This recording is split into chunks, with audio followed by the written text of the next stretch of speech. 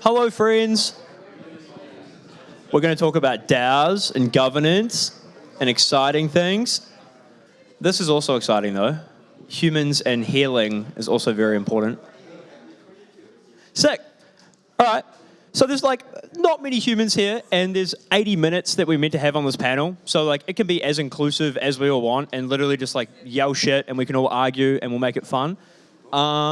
What the name of the panel is how do we move past single delegate plutocracies? So Vitalik tweeted today, being coin voting is always shit and will never work, which is actually very accurate. And the fact that all of our wealth, a lot of it, is tied in these systems, where actually by having a shitload of money means that you run the world, is actually kind of lame.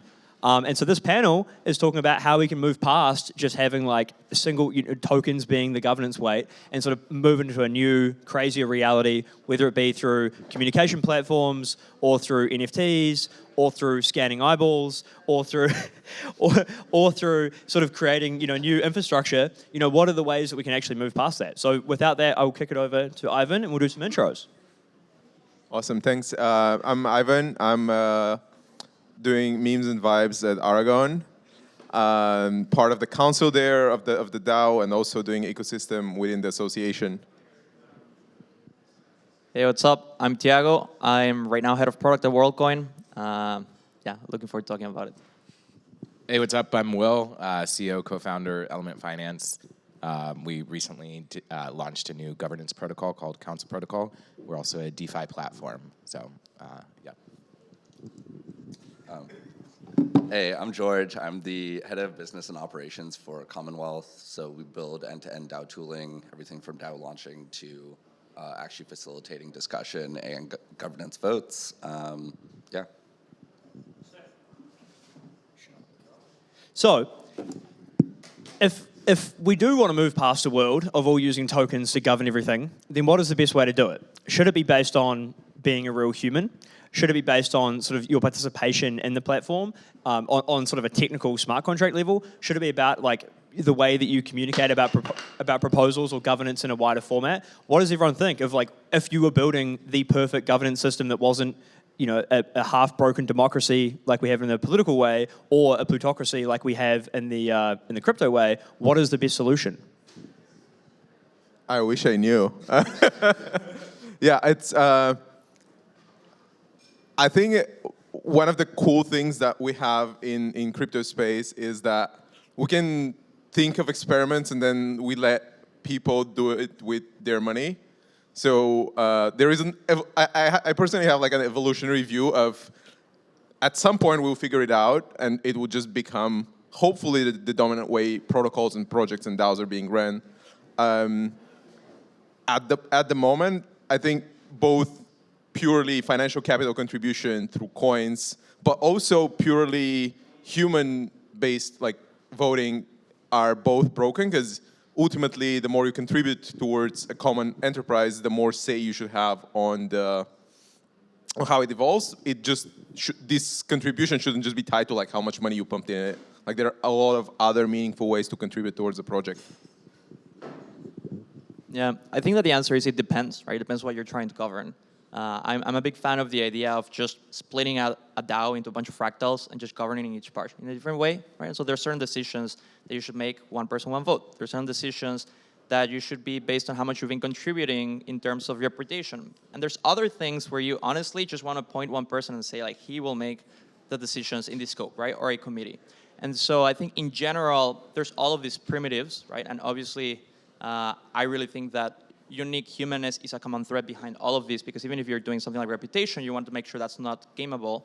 But at the end of the day, we just have to be really flexible and just look at what problem we're facing and then figuring out the best solution for that. Yeah, so I guess to restate some of the problems, so you mentioned something which is cool, which maybe one person, one vote doesn't entirely do it, right? But also token voting, just like a financial-based voting model, probably doesn't do it either. So maybe there's something in between to explore, right? So in a financial voting system where it's based on the tokens that you hold, and there's some value to those tokens, there's been a lot of issues in the space. So I know if you talk, for example, to people who are working at MakerDAO and who are very involved in governance there, one thing you'll hear a lot is there's some people who are very, very strong in the community. They're very involved in the governance system there, strong advocates for the direction of things. And or they're strong contributors on Github and other aspects, but they don't have a large voting say in the protocol. So they get involved in governance, but their vote doesn't really matter. And so you have people who hold a large token share. Some of them just sit there passively, don't do anything. The token shares used as collateral on Aave or Compound or something. They don't even pull it out of that platform to go and vote. They sort of sit there passively and they're not involved. And so that's one broken mechanism. Or you have someone who holds a large amount of tokens, and aka we can call them a whale as an example, and they don't really take the time to look at the people who are driving the direction of the protocol. They're putting in the work and putting in the sweat.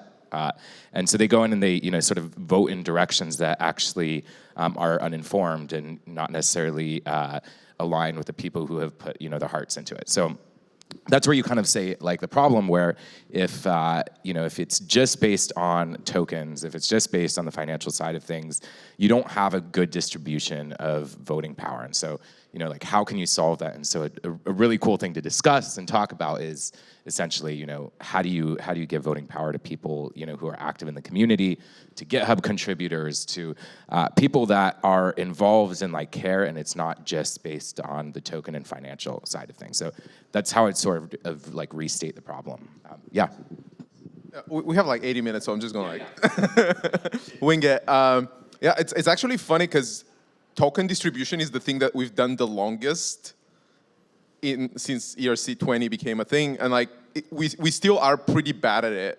So I think part of fixing is like, because to your point, in some cases like pure token-based governance would make sense, but for that to work well, we have to fix the token distribution part of it, and also we have to again, personal view, but like we have to stop penalizing people who participate in governance by removing their ability to generate yield. So like Element 5 have this like cool thing, which is like voting votes. Yeah, where like if you're an LP, you can still vote, which a lot of the more traditional frameworks didn't allow, and then you're missing on yield to be able to participate in the governance, which creates sort of like cost to governance, and that's like a penalty for being a diligent participant. Yeah, to sort of add in there, so I definitely agree with a lot of the sentiments said so far, especially the idea of using fractal governance designs. And so it's like, should we use one person, one vote, one token, one vote, multi-sig, et cetera? I think you need a blend of it based on the situation. And I think one token, one vote, while it has its flaws, I think the real problem comes more into delegation. And so like, if you're an early stage project, there's a lot of value from raising money from Andreessen. The problem you get down the line is they then control like 5 to 20% of your voting power. And so how do you actually include their financial incentivization so that way you can grow, but remove the adverse effects of the governance control that they'll take? And I think through that, you see like delegation works pretty well. And one of the sort of ambitions that we're pushing forward with Commonwealth is helping create like more common interest voting delegates as group. And so you can start to have, say you're a member of FireEyes or you respect FireEyes in the space. You can start to delegate your token to, FireEyes as a voter. And then similarly, any other DAO you're a part of. So if you're in DXDAO or Redacted or whatnot, you can start to give your voting power to that specific DAO, and then they can accumulate voting power across a number of protocols and have a team who's responsible for doing this research. And I think that's something that's really missing right now, because most of the delegates, it's like you're looking for professional delegates or blockchain clubs, or just sort of like influencers or whales in the space. And so I think definitely fleshing out a better delegate system will help improve a lot of the governance problems we see with one token, one vote. Yeah, and plus one. And I think like that's one of the things we've been trying to do with Wildfire, but it admittedly is like hard, to do, right? And that's, I think, one of the reasons that like there's very few groups that are governing, right? The groups that are governing right now are university clubs or funds, and that is the only people that are, and like a couple of single, shout out Simona for being like the #1 delegate inside of ENS and Gitcoin. But there are so few humans actually doing this that like how can we create groups of people that actually have the resourcing and the time and the analysts and all of those things to actually be able to participate in governance. So with that, like, do we think that is there any use case where you want one token, one vote? Like, that's what all systems use, but is it just always shit? I would say for major changes to an underlying protocol, you probably do want one token, one vote. While I do think, plutocracies don't work well, but I think with the right governance mechanism, you can ensure that the protocol is being designed for those larger groups. And I think especially when you're drastically changing a protocol, it makes sense to really like allocate based off of, stake in the game. I think you can potentially tie in some other voting schemes as well, but generally I think, you have to like respect your shareholders. I think, sorry, go ahead. Oh, okay, cool. Yeah, I think actually, I think when you think about like sub DAOs, it makes a ton of sense, right? So let's say you have a treasury sub DAO, and that treasury sub DAO is in charge of, how to allocate a certain allocation of that treasury, say, to certain activities. Or there's a community sub DAO that is managing its own treasury to throw events and parties or things that brings the community in. I think in situations like that, it could make sense. It's a really interesting thing to think about, like when specifically does the one vote, I think like there is a very traditional use case where like a lot of DAOs are still just investment clubs. And so when it comes to like pooling, when the main contribution capital is financial capital, it makes sense to like stick to one token, one vote, because the more tokens you've purchased, the more financial capital you've contributed, probably you have a direct incentive to have high degree of relevant context to what the money is going to be spent on, and hence it makes sense to like just stick to like a one token, one vote. Yeah, completely agree with that. And there are some cases where it's in between, and you can just slap quadratic voting on it, right? I think that is always a really interesting compromise where you do want to recognize the people that have a bigger vested interest or the people that have contributed more, but not in an outsized way, right? And so if you're able to have proper civil resistance, which in the context of smaller DAOs is a lot easier, right, than governing really big things, I think quadratic voting really gives you the best of both worlds for that.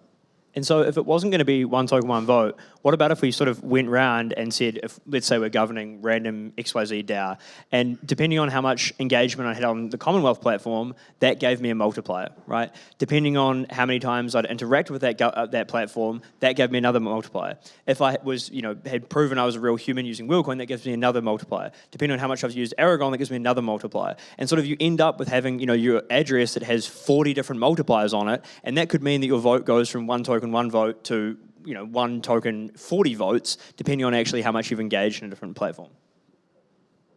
I think like that could potentially be a future we end up with. There is no way we can engineer it from now. Like we have to start, like basically having that much complexity cannot be engineered from the start. It has to progressively layer on top of each other, and like some of this stuff is not gonna work. Some DAOs are gonna die because of that, or like dissolve because of that. But we have the luxury of just being here and philosophizing about it, like, which is pretty cool. And like other people would and we will participate in some of those experiments, but ultimately, like it's not something that we can solve by talking about it. I think it's a matter of experimentation. So we're actually playing with this right now in like a few ways. So I'll like talk about it.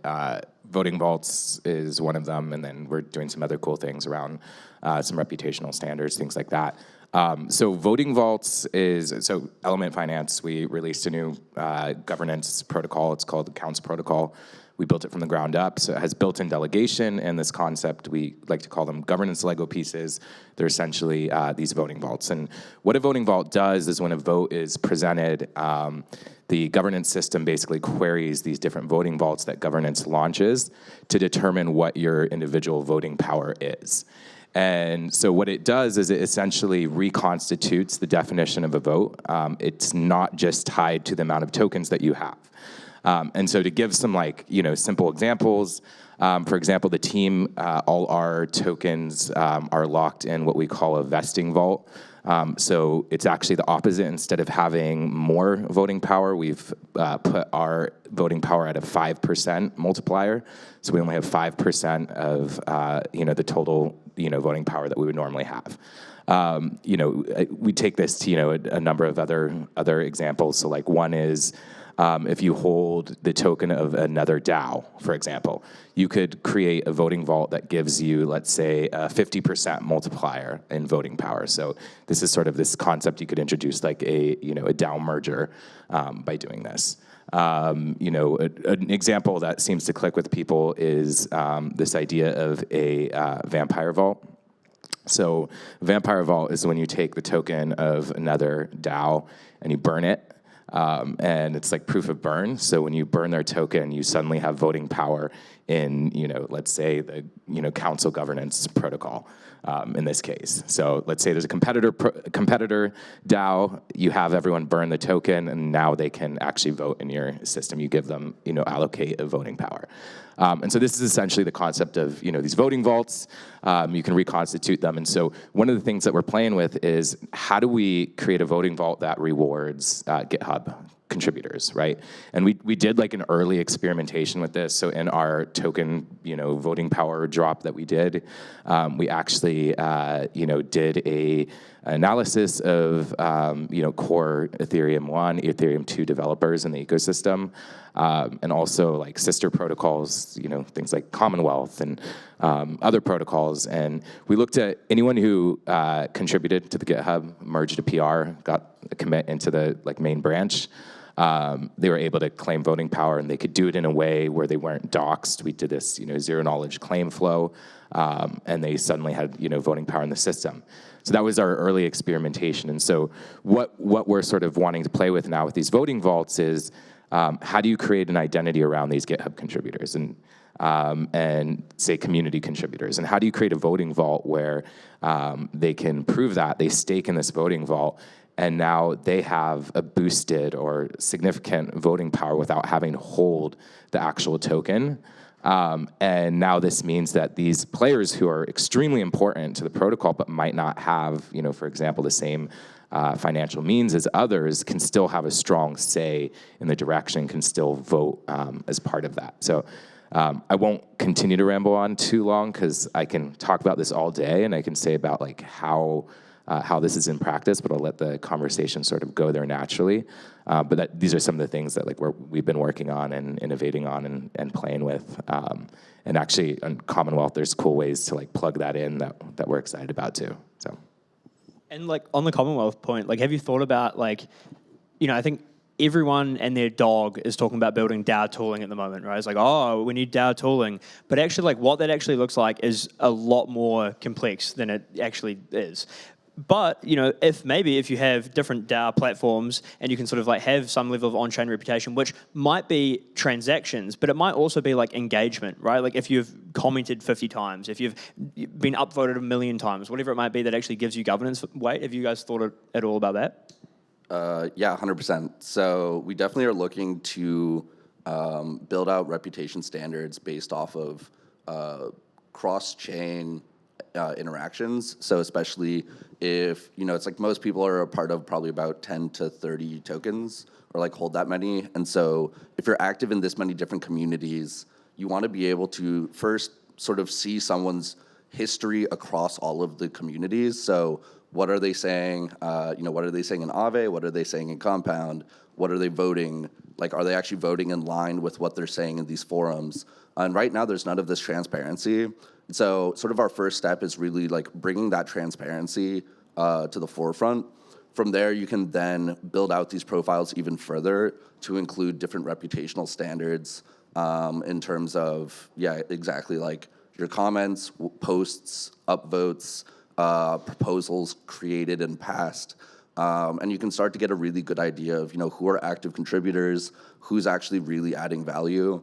And then from there, protocols themselves can choose if they want to start to utilize these metrics as either governance multipliers, using it for like yield boosts, and so on. From there, we'll definitely be incorporating it into sort of the future growth of our platform. Can't say too much about it right now, but more to come. I think like now the panel is actually going to get controversial, because I think like this was also like the first time I started thinking about reputation. I was like, okay, like in normie land, like if a politician votes as they say they vote, that builds good reputation. So maybe like the history of previous votes is a good basis to like build your reputation as a good governor, right? But then another important aspect, and I love that you mentioned the ZK claim, is some people in some organizations don't want everyone on the planet to know how they voted, right? So then it gets into this, like, how do you balance the right of people for privacy and the need for transparency in organizations? I mean, I would say, if you're trying to not be private, like, you shouldn't use blockchain. I think a lot of these different votes are very public and out there. We personally believe that the transparency behind it is how you can actually ensure good community development and prevent against either people that are just trying to pump their bags and bad actors. And you can't really come to that decision if you don't have the transparency. On the note though of helping people conceal identity, on our platform, you can choose what you set your username and stuff to. So if you're looking to be active but not maybe dox your main wallet, it's just a matter of create a different wallet, delegate to that wallet. But I think the individual wallets that are doing contributions, there should be transparency into what's going on. Yeah, it's a really good question, this balance between privacy and trust. I think that pseudonyms are a good balance between those two. This is the way we do things at Worldcoin is when we issue a proof of personhood that is not attached to a wallet, right? You have a separate private key, and that is your proof of personhood, and then you can have as many wallets as you want. And so you can perform actions with whatever wallet you want today, but only once, right? And so the rest of the world doesn't know that behind all of these wallets, there's just one person, right? And I think there's going to be a lot of systems like this where you will have a lot of identities from people so that they can act in the different points of view that they want, right? So if someone wants to say something but then vote a different way, they might do it through different identities. But at the end of the day, I do think it is valuable for any one of those identities to be consistent within themselves, right? And so the privacy you get from not doxing who else you are online, but all of these personas do have to be consistent with themselves, right? Because we're humans and we need to be able to trust each of these individual personas. So that's I think is a good balance. Yeah, I like the idea of the pseudonym side, right? It doesn't actually necessarily go to a real world identity. But there are cases, I do think, where privacy is important. Maybe there are certain votes where privacy is key. And so you have a commit reveal period, or you use zero knowledge proofs, or you do things like that. I know you guys played around with the commit reveal at one point, some things like that.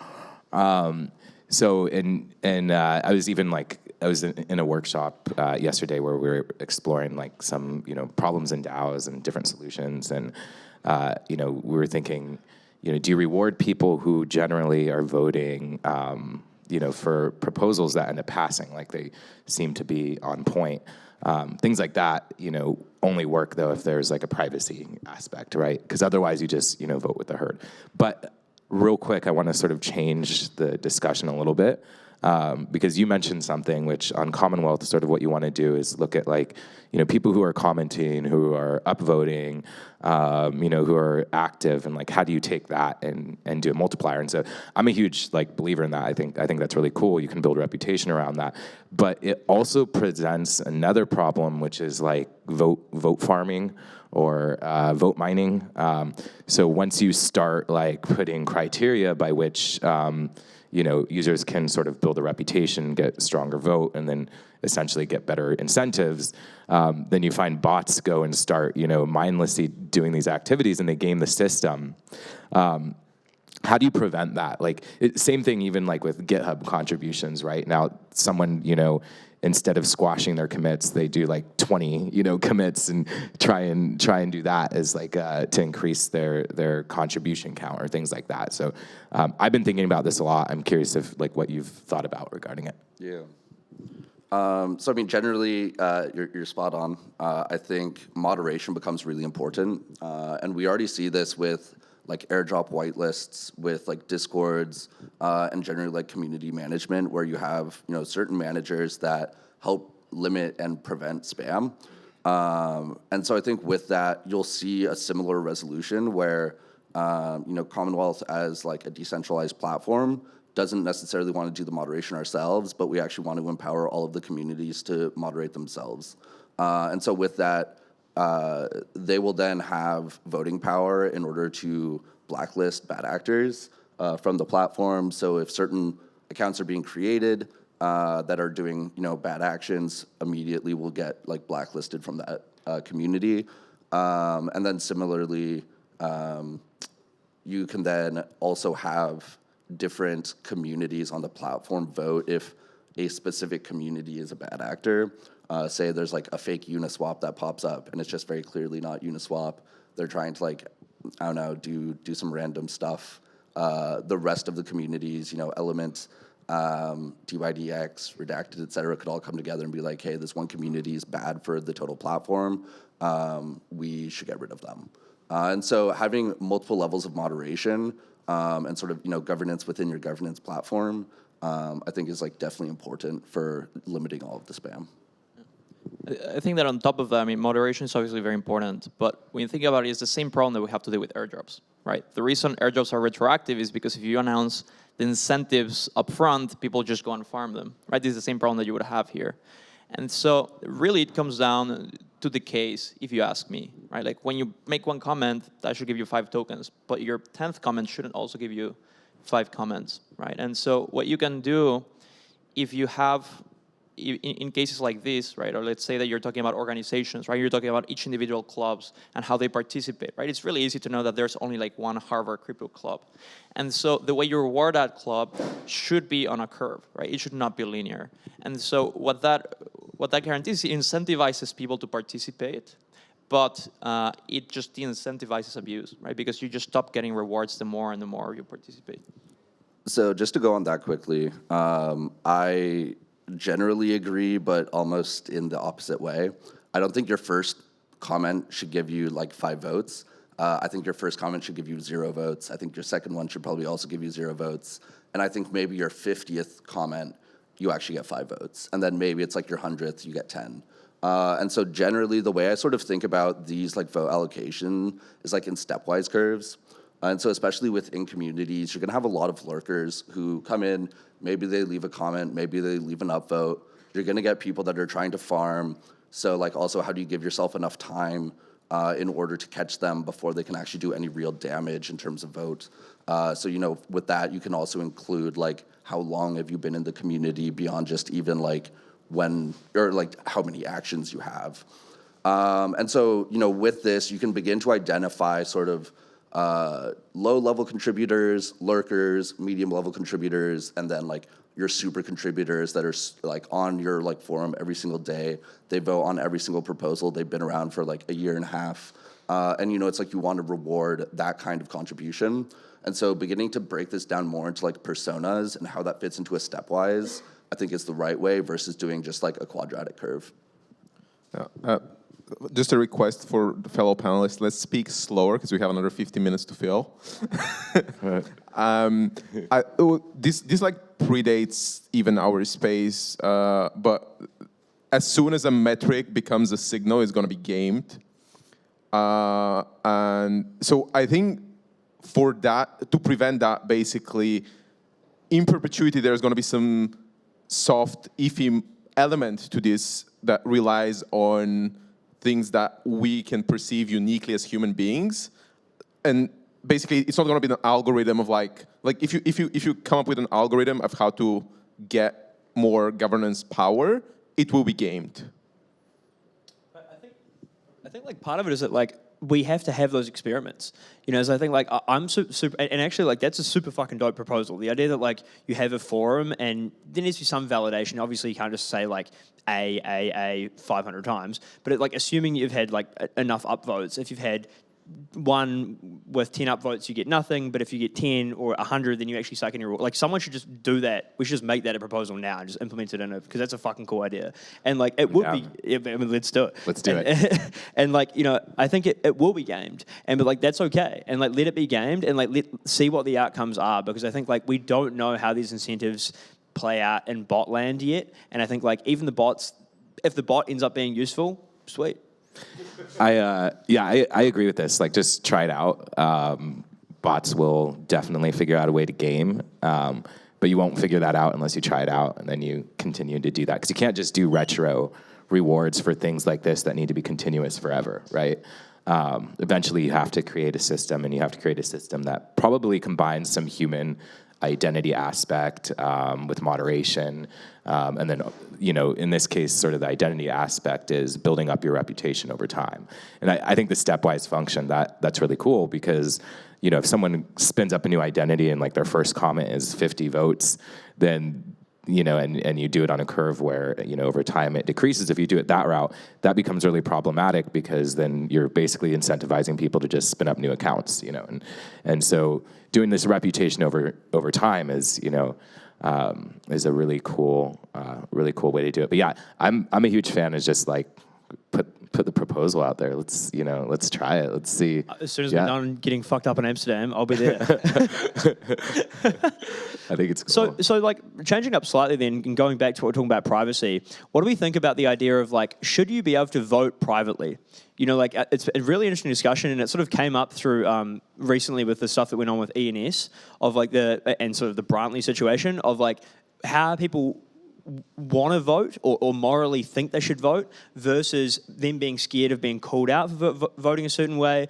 I think my stance on it is that actually like they all need to be transparent 100% of the time, and people just need to bite that bullet. But like, there's also some very good arguments to why some votes should be private. What do we think? It's okay, so it's actually really interesting. Like, the premise of modern democracy is like private voting, right? Like, I go to the ballot box, and I have complete privacy. My vote isn't published anywhere. What like president, what senator, whoever I voted with, and it's really interesting because in stark contrast, the existing system of governance in blockchain is actually the opposite. You don't have privacy. And I think that's largely in part because giving privacy is really difficult to do currently. So I do think there are cases where privacy matters. So I actually think the case of electing someone, right, electing a council member or electing a representative or something like that, having your privacy could be good. When you're voting on how to spend a budget, I think not having privacy is probably a feature, not a bug. This prevents corruption. You have accountability to where this treasury is going and to the power you have in your vote. And so I don't know. Almost maybe the way to think about it is in systems that sort of lean towards one vote. One token, one vote, one identity, one vote model, maybe privacy makes sense, but in things that are weighted, maybe they don't.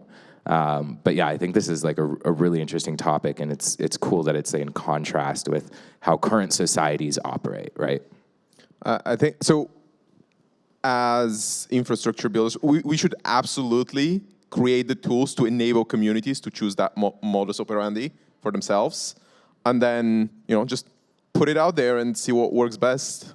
It might make sense for certain communities. It might make sense. It might be like counterproductive for others, and those would dissolve. We'll see. Like they'll self-select. Yeah. I mean, philosophically, ironically, coming from me, I would say you always want to err on the side of privacy. I think that you never want to fall in the trap of like giving out too much privacy for functionality, because that's a very dangerous slippery slope. Beyond that, there's also just a practical matter of bribing, right? In the case of voting, when you say all votes should be public, these are very, very valuable decisions. And I think that as these protocols grow, it will become very, very difficult to not have bribing, and it's something that we're going to have to face the real world in. And so if they're going to be public, it should at least be this two-step function so that, or let people change their votes, because that's going to be a huge problem that we're going to face.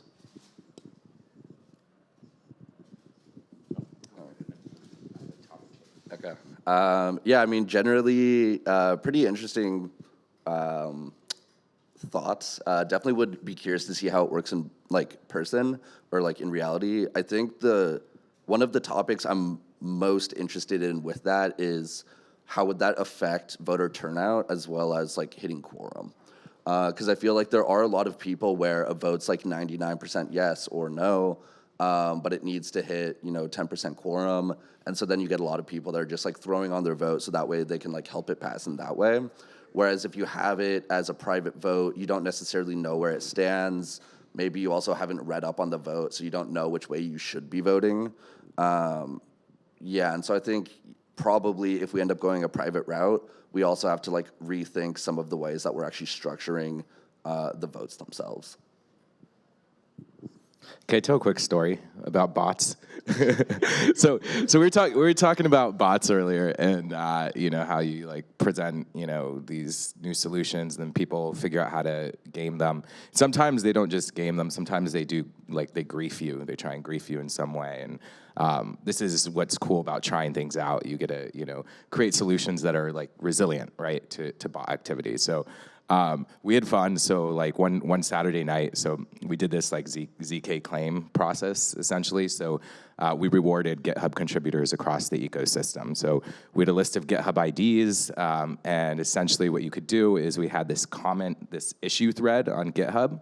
So if you went into this issue thread, basically when you generated your public-private key through the zero-knowledge claim process, you generate randomness, you post your public ID. Later when you claim your voting power, you can't be doxxed, and this is sort of the process. But you had to be on this white list of GitHub IDs to claim. And so we opened up this issue thread, and you'd go into the issue thread and you'd post this public ID that you generated. And then later, a week later, you can actually do the claim for the voting power.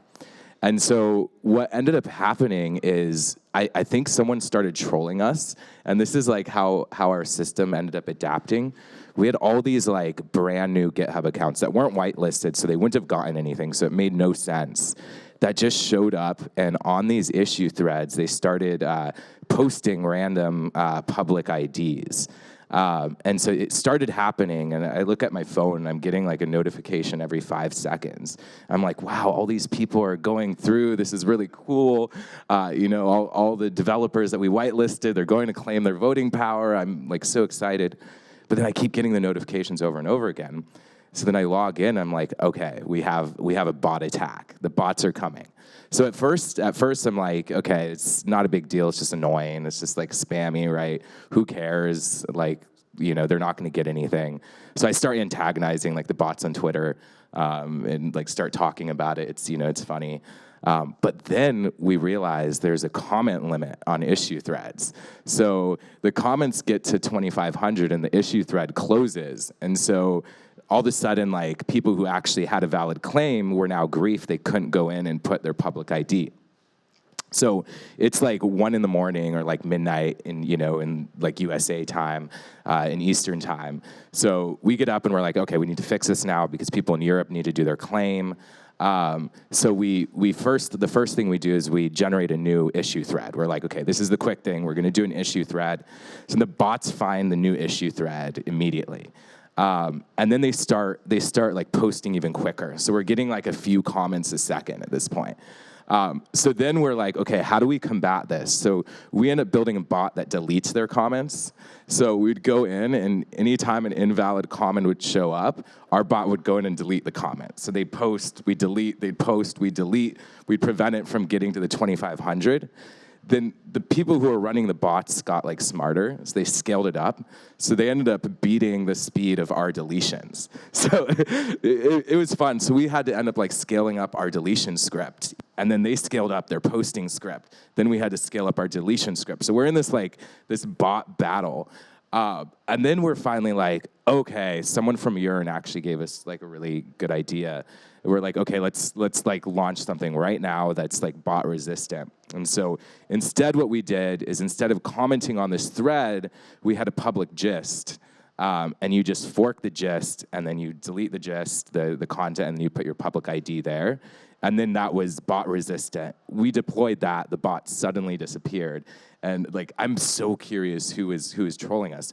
But what that worked to is we had this system, right, that had a fundamental flaw in it. And by putting it out there and testing it, we were able to see, okay, this is a flaw, and we can deploy a new system that is resilient to this. And this is what's cool about testing these new premises and these new ways, because you figure out ways to make it resilient to the people that are trying to farm or bot. And I think, like, and there's heaps of examples of this, right? Like, Nick, the founder of ENS, made just before they released the token, I think, or just after, he put up a snapshot vote that said, "Do not vote on the snapshot vote. This is only for bots, whatever you do." And it got like thousands and thousands of votes for like 0.1 ENS token each, or 0.001 ENS token each. And I think like it speaks, and the same as like Twitter, right? There's people that have been sitting up in bot farms in Russia with like 20,000 phones and developing these, personalities that now are 6 years old and actually start to look like real people and can influence politics. And so I think like as we go into like the future of the economy or the world or whatever, actually like continuously running these experiments and like getting feedback, understanding, and then pushing forward, like might be brutal and annoying and like waking up at 12 o'clock at night, but it's like it's going to be required if we want to sort of be able to innovate on like governance and finance in general, because like the bots are going to continue to eat all, but it's like how can we build censorship or Sybil resistance to sort of actually like stop that? Yeah, exactly. I did a funny tweet. It was I left a techno party to go squash bots. And that party sucked anyways, so it was cool. So, what's another topic? I have some more topics here. Anyone else got any topics? So, if we want to have, if there is going to be all of these bots and there is going to be all of this chaos, how do we actually do these experiments, right? Like, it's one thing to sort of sit here and ideate on it and talk about it, or actually maybe make a governance proposal on the back of it. But like, what are ways that we can actually encourage more of this experimentation, right? Is it through grants? Is it through like something that Orca protocol is setting up at the moment? Is this like governance hackathon, right? Do we have any solutions to sort of create this more experimentation? Because as we sort of keep coming back to, that's what we need. But sitting here and saying we need it sort of versus actually executing it. I'm a bit pro-organic. Like, if people know it's an experiment, it might not work as intended. As like the Schrodinger's cat thing of like, observing it, observing like the participants knowing it's an experiment, it will probably not show the real behavior. So, in a way, like a lot of the things that we want to do, especially when it comes to like governance and finance, is like, framing it as an experiment is gonna make it a bit obsolete. But that's a counter take. Yeah. I think it's also tools. Right now, when you want to run one of these experiments, it's very, very complicated and cumbersome, and you have to invest a lot. Right? In a world where you could just spin out an instance of your DAO and that has some governance model, and you use that to make one decision, and then you can decide whether you stick with that or not, I think we'll see a lot more experimentation. Thankfully, there's everyone and their dog is building down tools, but yeah, I think that'll make it. Yeah, so we've been experimenting a lot. So with the new framework, Council Protocol, we talked about the voting vaults. Another thing that I didn't mention is we actually have this voting vault. I'll just show this real quick, where you don't have to pick between yield and being involved in governance. So you can, if you basically go into compound position or an Aave position, you get a C token or A token, you can stake that in governance and still get a vote. And so a huge voter participation issue, right? Like if Charles, I talk to him about this all the time from Maker. and Rune encountered this as well over there, is when there's a major vote, they sometimes have to pull out collateral to like actually go vote, and then they put that collateral back in, and it can be a pain. So if you can get the best of both worlds, it's cool. And so I'm really interested to see like people experiment and try new voting vaults and define what constitutes a vote. But one thing that we tried, which is cool, is we launched an NFT project, and this is called the Elfiverse. And so we did a certain amount, and it's 10,000 total supply. We gave it to people who delegated in our system. So if they delegated or they self-delegated, we gave them the ability to mint this NFT. And sort of the premise of this, and it's called the Elfiverse, they're these pixelated elves, they look really cool.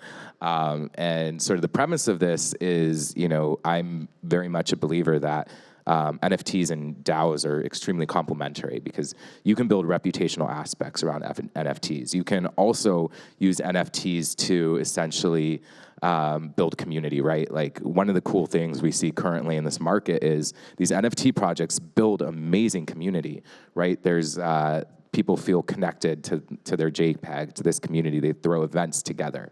And it's really powerful for that. And so when you combine that with a DAO that's actually building really cool financial primitives or other things like that, I believe that you can supercharge that and you can use that in a really cool way. And so one of the things that we did with this launch is to say, hey, we're releasing this. We're going to give 2,500 of these to the DAO. So they can release them however they want.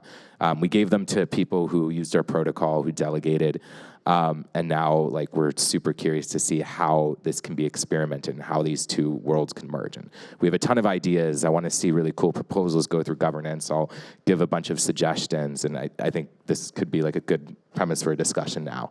Yeah. Yeah. So I think like attaching financial incentives is what seeds a lot of experimentation. So even in the traditional research world, there was this researcher actually from the Netherlands who they had like I think $20 per participant to give away for an experiment, and it was something about like financial choices. And he's like, 20 bucks in the Netherlands is like a coffee and a donut. So that person, instead of running the experiment here, they flew to Southeast Asia where like $20 is like a week worth of pay. So then actually you can observe behavior when you have like meaningful amounts behind it. And I think, the flash loans and the MEV has spun a lot of experimentation and innovation just because you have financial incentives behind it. The same thing with like curve wars now and bribery on chain. Like when you have a lot of money to gain from like trying to game the system, this is a feedback mechanism so we can design a system that's less prone to being gamed. An idea on that is sort of like something we were talking about the other day, Tiago, of like, there's a lot of countries in the world that aren't as well off as the Netherlands or New Zealand or lots of different countries. And actually, like, a lot of those countries leapfrogged technology, right? Where they went from having no phones to then having rectangles that they're sending around money on, right? And so, like, what if we could do that same experimentation, but do like governance leapfrogging, where like you you might have very little political structure. You might have very little corporate structure in some, sort of second or third world country. But what if you could go in there and incentivize them with a couple of dollars to actually sort of play this interesting governance game, which might just look like a survey, but you're sort of getting feedback from a shitload of humans that are real humans in some, provable way. That is a really cool concept. And if we can incentivize, worse off communities to start participating in governance and actually like have a voice, instantly you get two things. You get governance information and you can do this experimentation in a meaningful way, and you empower the shit out of people that need empowerment. Yeah, sort of jumping off that. So I went to Wharton and like there I participated and helped run a lot of like consumer psychology experiments. And so with that, it's like these are fairly affluent students at the school, but you would get like maybe 10 or 15 bucks by participating. And it was really interesting to see how a lot of these like dynamics that you would assume pretty much everyone has actually do play out even over like 10 or 15 bucks. And so a lot of it's sort of, like prisoner's dilemma type things where, like, do you actually rat out the other person, yada, yada. And so I do think, like, even in wealthier countries, there's still the opportunity if you can structure these experiments in a concise enough way. So a lot of these experiments at Wharton were like maybe 20 or 30 minutes of your time. So a lot of students would just be like, okay, well, this pays for like Chipotle. I'll go, I have like 20 extra minutes, like, let me do this. Yeah, no big deal. So I think that would definitely be really interesting to see. The other area I would love to see a lot more experimentation is actually within like the operations of DAOs. I think right now it's like DAOs are these very like mystical, almost like unicorn type things that don't really exist. And it's like, what is the purpose of your DAO? What are you trying to achieve? And like, how can you try to play around with different mechanisms of operations? So whether that's doing sub-DAOs, whether that's doing a grants program, working with organizations like FireEye's, Reverie, to actually sort of like launch what you're trying to do. I think that would be, really interesting to see. And again, like, how do you start to structure that power within a DAO if you're utilizing like a sub-DAO operational structure?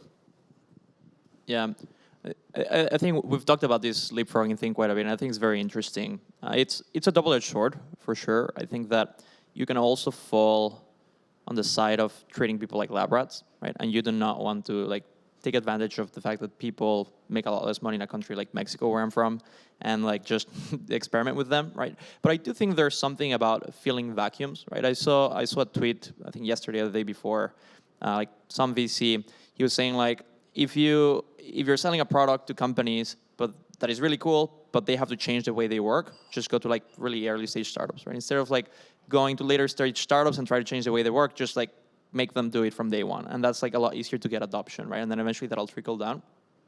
I do think that in the case of governance specifically, there's a lot of places with vacuums, right? That give you that space for experimentation and that space for leapfrogging. The reason a lot of countries skipped PCs or skipped laptops and went straight into smartphones was the reason smartphones are so popular is because they weren't PCs, right? And so the reason these places are so fertile for experimenting with governance is because of the lack of governance, right? And so it's very fertile land where you can just skip a bunch of steps. And so instead of trying to change old ways, you're starting from scratch. And that is really cool when it comes to governance. Yeah, I love that idea, because I think for especially for like bigger protocols, until something really like somewhere shit has to really hit the fan for those organizations to move away from like coin voting, right? And like, targeting the next wave of DAOs that are to be willed into existence is probably like a very fertile ground for figuring out what other modes of distributing voting power we have. Can we talk about NFTs more? NFTs and DAOs. What does your elf look like, Will? My elf has a bow, gray hair.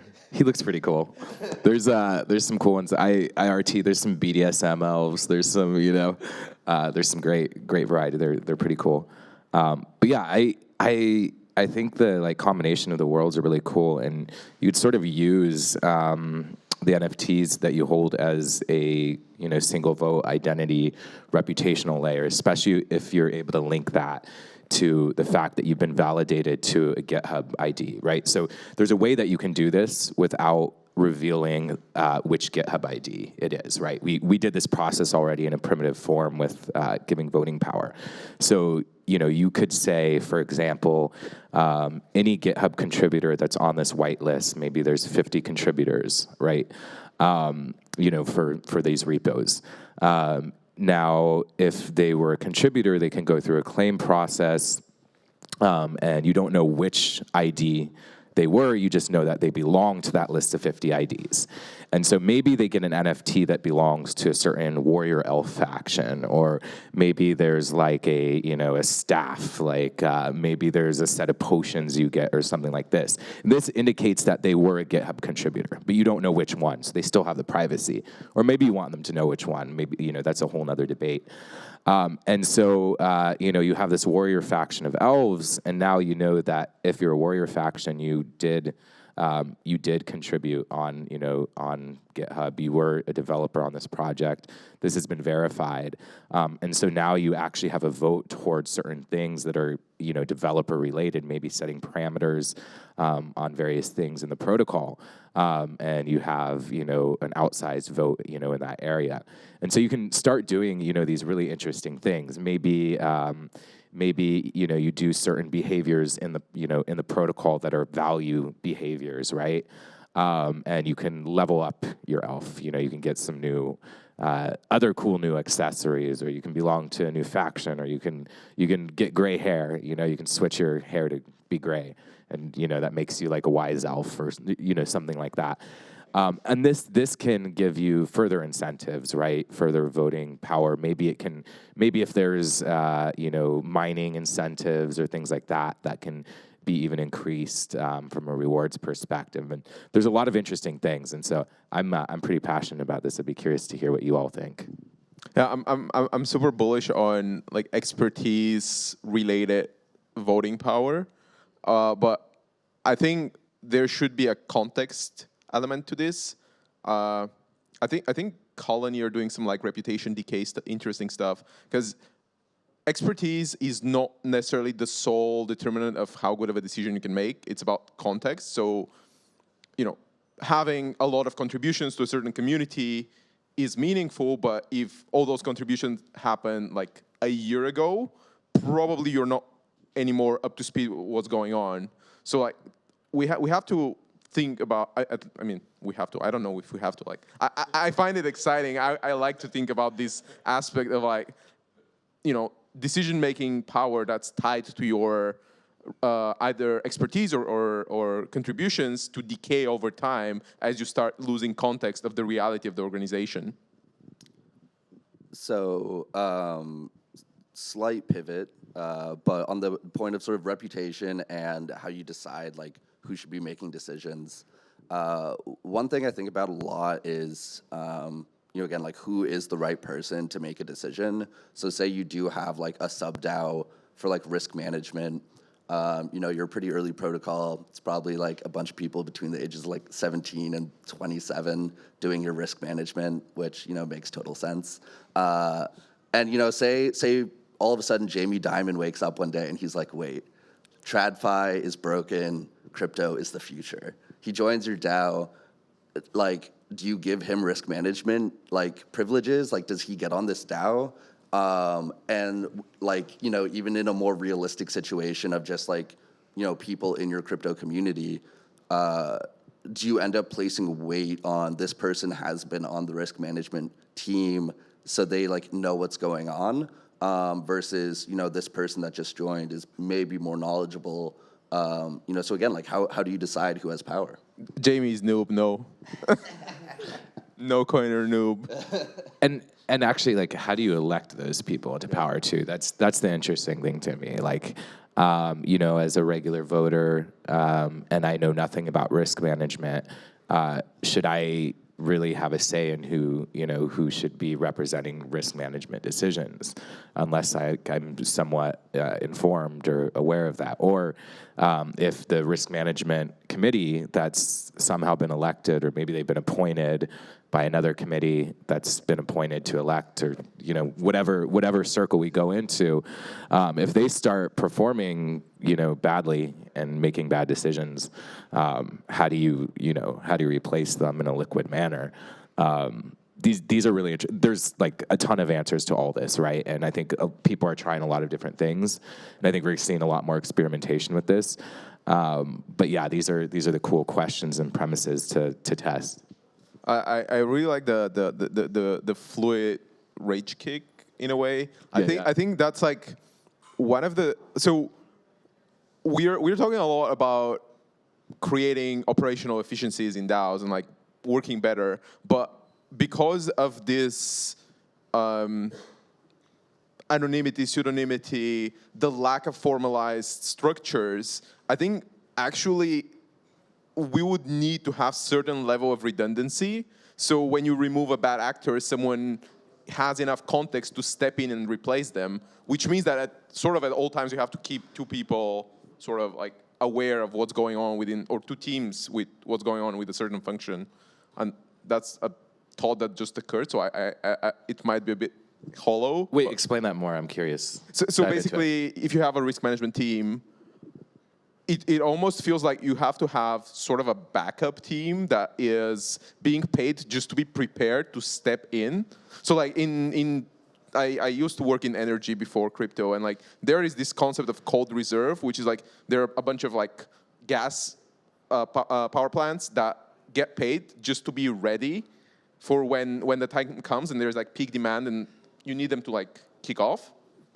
So it feels like for certain functions, especially like protocol critical functions, it makes sense to maintain like a backup team if in case the main team fails and you have to like, or if the main team is compromised and you have to like kick them off. As in like you don't have time for handover because they've acted maliciously and you have to remove them immediately.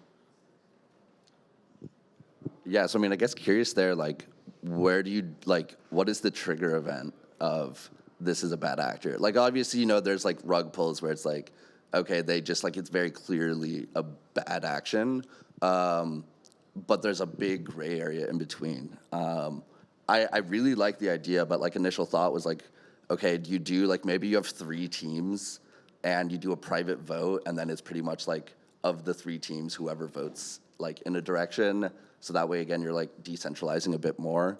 Or again, it's like if you have some sort of trigger rule of like a certain metric, you know, doesn't perform correctly.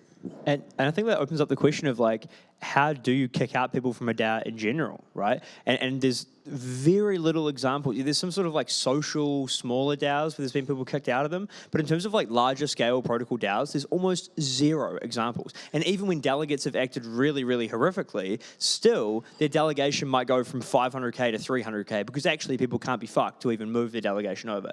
And so like, how do we actually incentivize people to be rage kicked, right? That is going to be required into the future, especially as we scale up. How are we going to do that?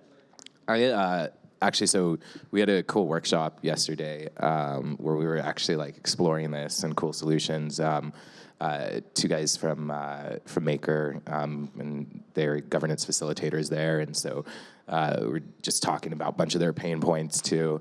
And one of the things we thought about was, you know, if you have voting incentives, right? And this is what we talked about earlier, right? So, you know, if you're an active voter, right, you participate in all votes that come forward, you get sort of a vested reward. That could be DAI, that could be the token, that could be NFT, it could be whatever. If you know, present a proposal and it gets passed, you get, you know, a reward for that. Basically, if you show good behavior voting in the system, you get a vested reward over time. And so what happens is, you know, as a regular user, I might, you know, not really want to sit there and vote on every issue. So I delegate. And maybe the delegate gets 20% of the reward, right? So now I still get 80%, or maybe I get 75% of my vested reward. The delegate gets 25%, and this basically incentivizes delegates to actually be good actors in the system, right? By you know, having 100% participation, explaining why they voted for things, why they didn't vote for things, these things that generate, you know, these rewards, these incentives, then me, because I'm delegating to that person, I get the maximum gain that I can get, right? And I can think of it maybe as an APY or some other aspect. And so this is really cool when you have these proper incentive systems, because if the person that I'm delegating to suddenly becomes, you know, not a great actor or a bad actor, then I'm getting a whole lot less of these vested rewards than if I were delegating to, you know, Delegate C over here, Delegate Johnny.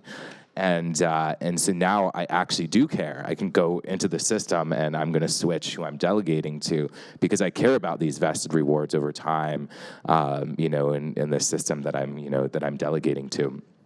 And so I think these, once you have incentives and you figure out, you know, how to properly do them, how to prevent the bots and other things from gaming them, and you sort of learn from that, then you can incentivize people to choose the right delegates, and then you can incentivize delegates to actually follow proper behaviors as well. And I think this is like a thought space and area that I think is crazy interesting and like very greenfield. There's not been a lot here so far from my understanding, and I'd be curious to see lots of DAOs experiment with this.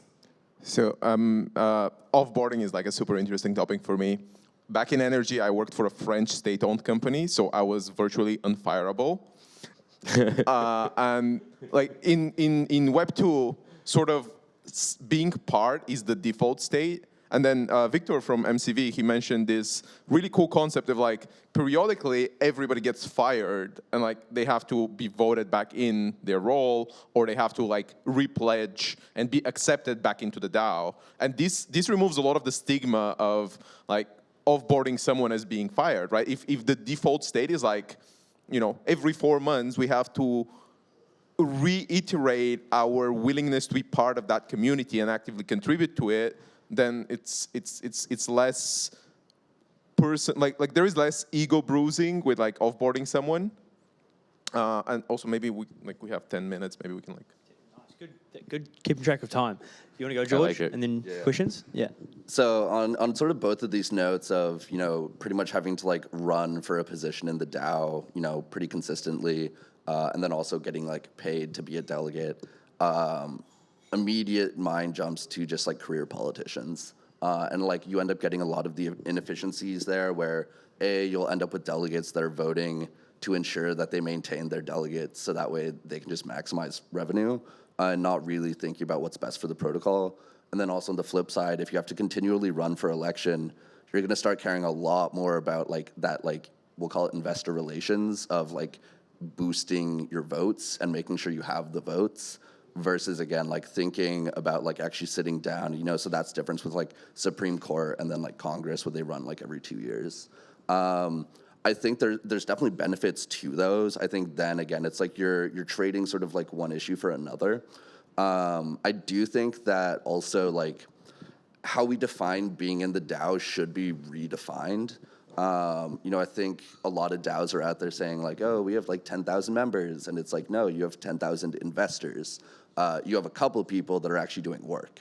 And those are really your DAO members. And so again, I think like structuring, there definitely needs to be some sort of election.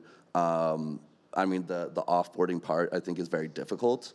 And I think somewhat controversial opinion, there should be like some more, we'll not call it central leadership, but like leadership that helps guide, you know, the direction of that org.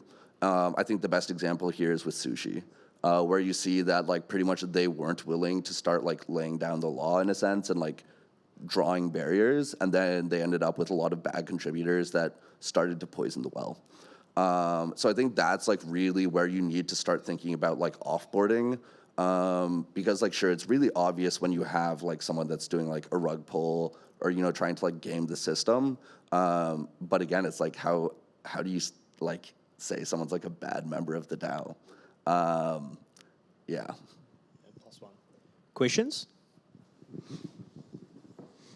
I'm not sure, it might be more of a comment/question on a few topics here that you touched. I'm Anastasia from Nameless, so NFT tooling, not DAO tooling.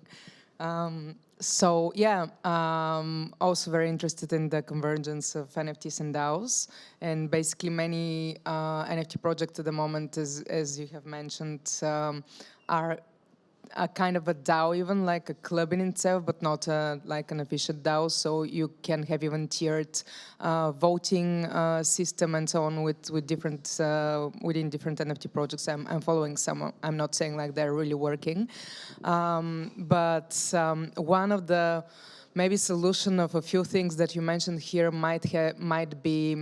So you mentioned, for example, let's see if we drop NFTs to our community and what will happen after. If there is nothing behind, like no utility, it will be like a pop-up, nothing will happen, honestly. They'll just collect them and that's it. Because like if there is no incentive for utility behind it, so like monetization incentive, like speculating with those NFTs or, you know, having a different access, like the utility case and many others, literally nothing will happen. But if you have, for example, a dynamic evolution NFT that would track the a person's, for example, acts like voting or adding value in one way or another to a DAO, and it can be gamified. It can grow into something like, really cool elf with a really cool sword, or the opposite, like some gremlin with, if you have a malicious act, just some ideas here and so on. So this actually can solve the problem of, someone being acting in good faith for a while, and then like how do you offboard them when they do a malicious act that's enough basically for offboarding from the DAO.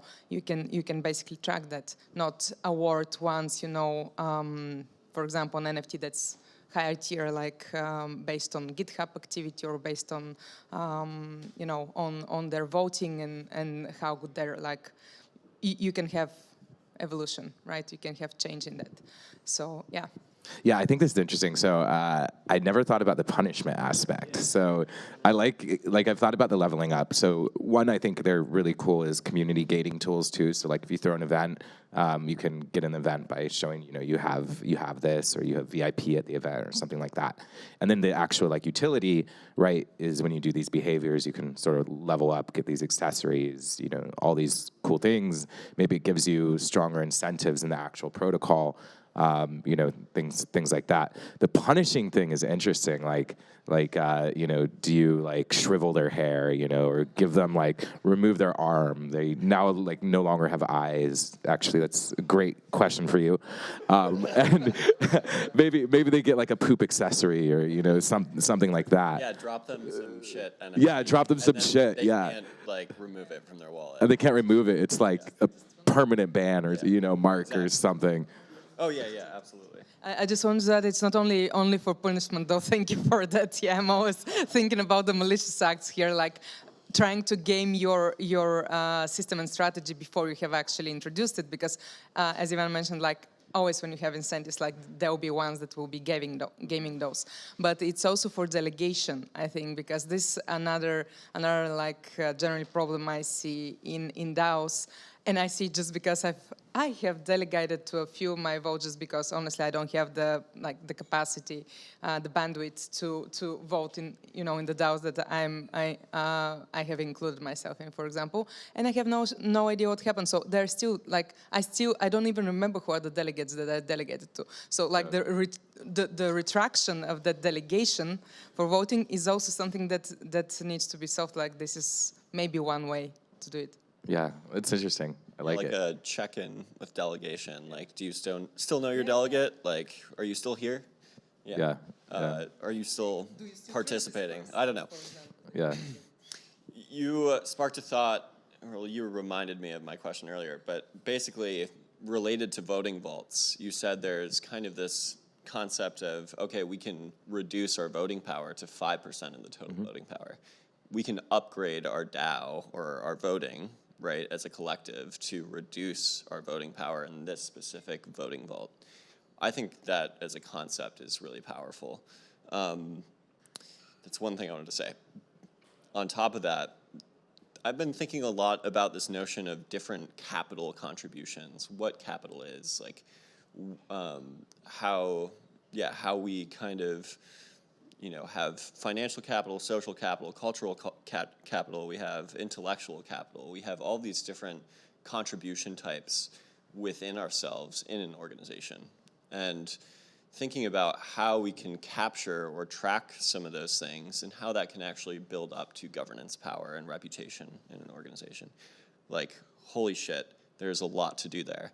I think Coordinape is one form of capital that's being captured, right?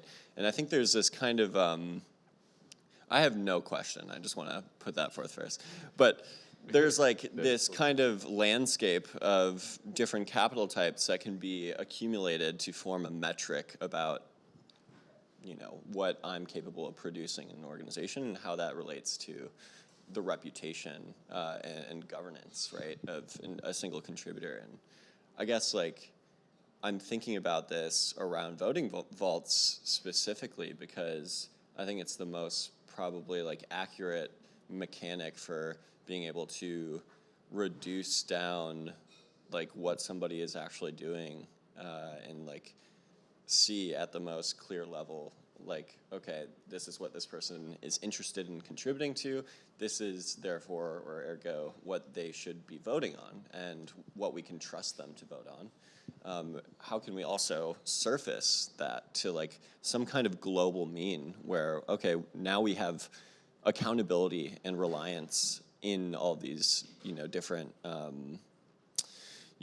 different vaults of like self-contained voting organisms. I don't know.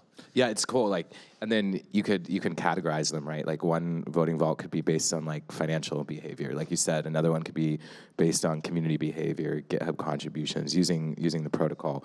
Maybe you have a sub DAO that like, and this is like really future stuff, right? Like, we're not there yet. I'm sorry. But this is amazing. No, it's amazing to philosophize about like a lot of these things, but maybe eventually you get it to where you have a sub DAO that manages the GitHub contributors, voting vault that upgrades it and redefines what that looks like, in real time, and how that voting power is, defined.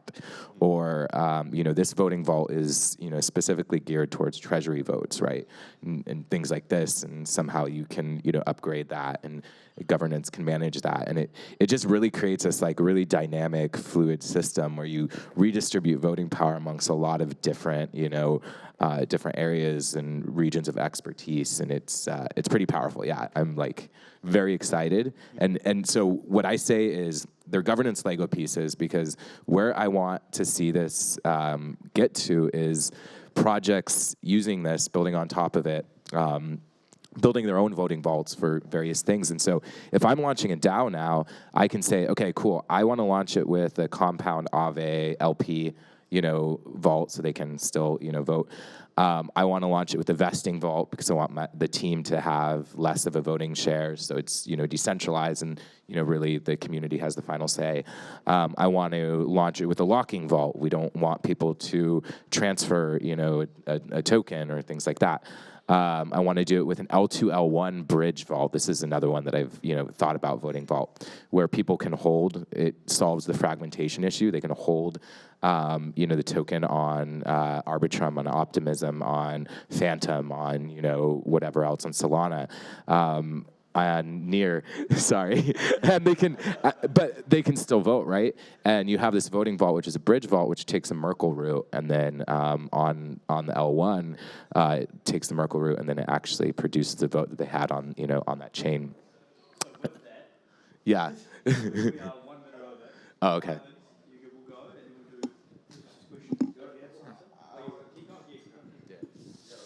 Yeah.